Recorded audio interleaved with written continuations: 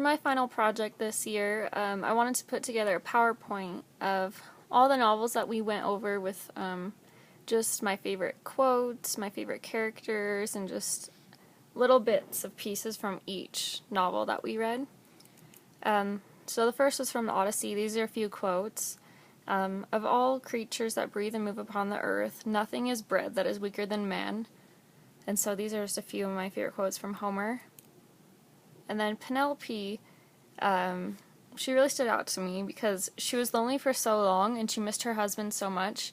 And even though everyone around her was telling her to move on and to remarry, she never did.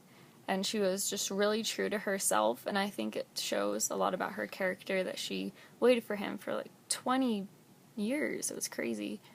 And then this is just another slide, just saying that Penelope never loses faith in her husband. Her cares make her somewhat flighty and excitable, however.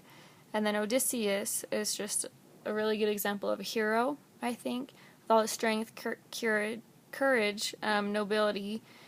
He just always had a thirst for glory, and I think that he's just overall a really good character inside of a hero. And here's a few images that I've had.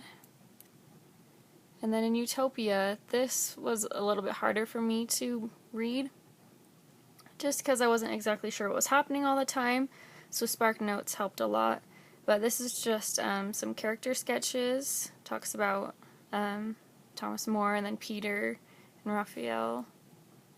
And then here are a few quotes. A pretty face may be enough to catch a man, but it takes character and good nature to hold him.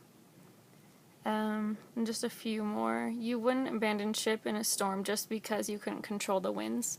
These are just a few of my favorites. And then Much Ado About Nothing probably had to be one of my favorite novels that we read this year.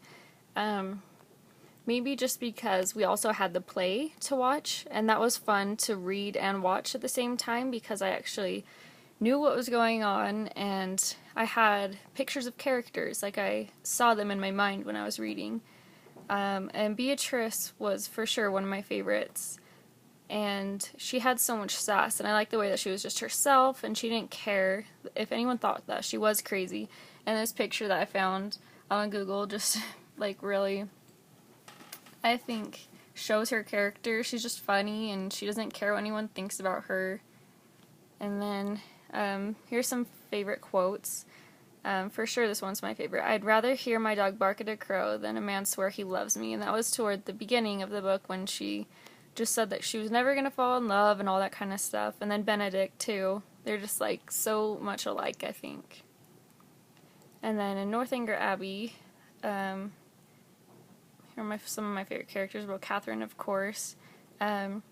She always got lost in her novels, and I think that at times I wanted her to wake up and realize that real life wasn't exactly like her novels.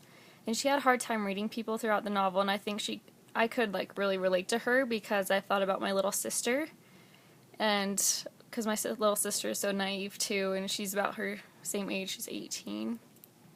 And then Henry, at times he was too hard on people, and I think he liked to make fun, but he was smart and cared about Catherine, and he knew that she was naive, and he tried to teach her some things. And then A Wrinkle in Time, Meg and Charles were my favorite, but Meg is just a homely, awkward, like, high school student who doesn't really know what's going on. I feel like she's still trying to figure herself out. And then her little brother, Charles Wallace, is so funny. Like, from the very start of the book, I was like, who is this little kid? He's so smart, but, like, he's supposed to be 5 years old, and Meg always seems to come to him to be like, hey, Charles, what's going on? Or can you explain this to me? And I thought that's crazy, because he's 5 years old. Like, most kids that I know that are 5 years old are definitely not that smart. And especially Meg being in high school, and she's asking her little brother to explain just simple things to her, or like, hey, what did she mean by this? And then Charles like, well, I think she meant.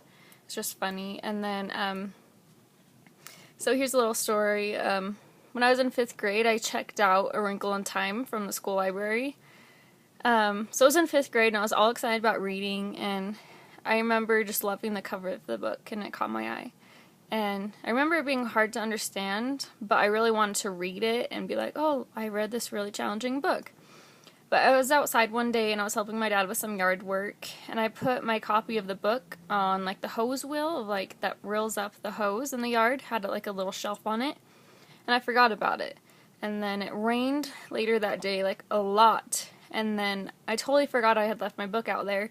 So I ran out there and my book was so ruined. And I was like embarrassed and mad that I had let this happen because it was a school library book. And I was in 5th grade, and so this was a huge deal. But I ended up paying the school library for this damaged book, and I never finished reading it. So when I saw that this was on the list for the semester of books we would read, I was intimidated because I was like, oh, this book's coming back to haunt me. I never finished it and I ruined it. But I'm really glad I did because I learned a lot. And even as a 5th grader, I don't think I could have appreciated it like I do now, for sure, reading it like 10 plus years later. And then here's a cute little picture I found online of Calvin, Meg, and Charles Wallace that I thought was interesting. And then here are my sources. And that wraps up my final project this year.